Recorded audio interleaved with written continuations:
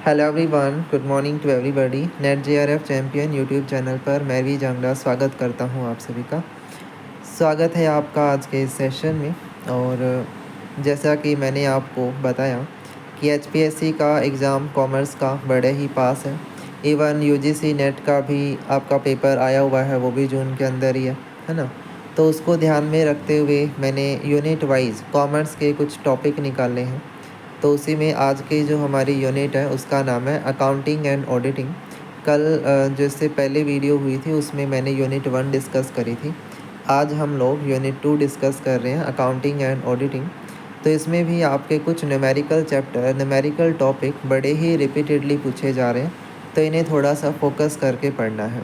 जैसे कि आपका है इकोनॉमिक ऑर्डर क्वांटिटी, बड़ा ही रिपीटेड टॉपिक कि मतलब हर पेपर में देखने को मिलता ही है, इसका क्वेश्चन आता ही है। मतलब हर एक पीवाईक्यू में इसमें बना हुआ है। इवन एचपीएससी के पेपर हो गए या फिर किसी अदर स्टेट के असिस्टेंट प्रोफेसर पेपर हो गए, उसमें ये इकोनॉमिक ऑर्डर क्वांटिटी पूछता ही है।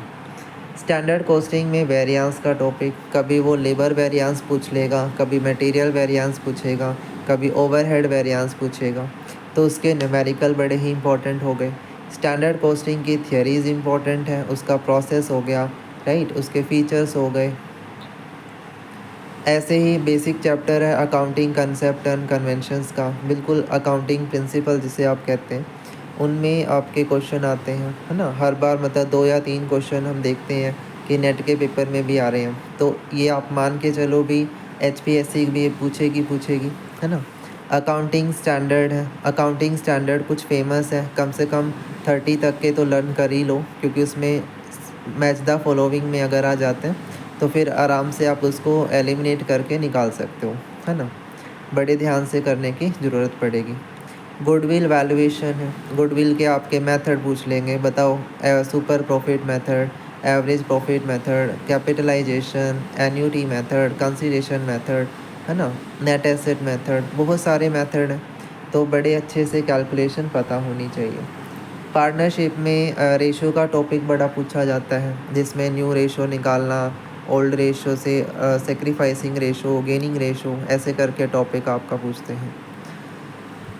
फिर आपकी अकाउंटिंग रेशो है ना, चारों हमारी रेशो, सॉल्वेंसी की, प्रॉफिटेबिलिटी की, आपकी एक्टिविटी की, और आपका जो है लिक्विडिटी, ये सारी रेशो आपको पता हो, उनके फार्मूलाज अच्छे से पता हो, कैलकुलेशन का मेथड पता हो भी कैसे फार्मूला लगा के सोल्व करना है, बड़ा ही इंपॉर्टेंट रहेगा रेशो।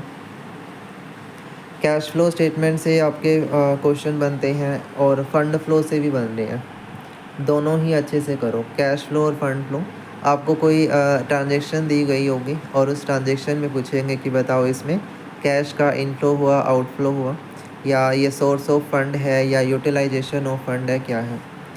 फिर इसी तरह से शेयर का फॉरफीचर और री इशू, ये आपका टॉपिक बनेगा, ठीक है। Method of issuing share, share को इशू करने के हमारे डिफरेंट मेथड, जिसमें private placement, public subscription, sweat equity share, ठीक है ना। आपका ESOP है, एम्प्लॉय स्टॉक ऑप्शन प्लान है, तो बड़े ध्यान से करना है। बुक बिल्डिंग प्रोसेस हो गया, है ना। तो ये जो शेयर से रिलेटेड थियरी वाला पोर्शन है, बड़े ध्यान से करिए। टाइप्स ऑफ अकाउंटिंग, मतलब जैसे इन्वेंट्री है, इन्फ्लेशन अकाउंटिंग है, सोशल रिस्पॉन्सिबिलिटी अकाउंटिंग है, जो ये बिल्कुल नए वाले ट्रेंड है पूछे जा रहे हैं, बड़े इंपॉर्टेंट है। इंटर्नशिप है, स्टीवर्डशिप है, तो ये जो पार्ट है वो बड़ा इंपॉर्टेंट है, मतलब इसमें फीचर वाले क्वेश्चन आपसे पूछे जा रहे हैं, तो इनको थोड़ा डिटेल के साथ पढ़िए। अमेलगमेशन और रिकन्स्ट्रक्शन है, ठीक है, अमेलगमेशन का बेसिक हो गया, रिकन्स्ट्रक्शन का टॉपिक हो गया, बड़े ध्यान से करेंगे। फिर इसी तरह ऑडिटिंग में अगर देखें तो उसमें ऑडिटर के फंक्शन, उसकी अपॉइंटमेंट, उसकी ड्यूटी, उसके राइट, या ऑडिट के जो रिपोर्ट्स होती हैं उसके ऊपर, है ना। तो ये कुछ वो टॉपिक हैं यूनिट 2 के, जिसमें से अगर क्वेश्चन आया ना तो हम ये नहीं कहेंगे कि सरप्राइज़ है, ये टॉपिक तो आ ही रहे हैं, ट्रेंडिंग में चल ही रहे हैं, है ना। और अगर हम इन्हें स्किप कर रहे हैं तो वो फिर अच्छी बात नहीं है। हमारे लिए ज़रूरी है कि भाई हम सिलेबस पूरा नहीं कर सकते, क्योंकि टाइम ही नहीं है अभी, और 15-20 दिन का टाइम है, उसमें कम से कम इन टॉपिक को गो थ्रू तो कर सकते हैं ना, कि भाई ये टॉपिक हमारे चल रहे हैं, एटलीस्ट इतना तो किया जा सकता है, ज़्यादा डिटेल के साथ हम नहीं कर सकते। तो इसी वजह से मैंने आपको ये बताया कि भाई आप इन्हें टॉपिक को ज़रूर कवर करें अकाउंटिंग के अंदर, ताकि बड़े अच्छे से आप इसको समझ पाएँ। उम्मीद करता हूँ कि समझ आया होगा यूनिट 2 में क्या-क्या है जो नॉन स्किपेबल टॉपिक है, मतलब इन्हें तो स्किप करना ही नहीं है, ये तो करने ही करने हैं। बाकी अगर नई चीज़ें आएँगी तो फिर वो तो कुछ कह नहीं सकते हैं, ठीक है? चलिए, तो आज के लिए इतना ही रखते हैं। Thank you so much. जुड़े रहें चैनल के साथ और बाकी की वीडियो भी बड़ी जल्द आपको देखने को मिलेंगी। Thank you.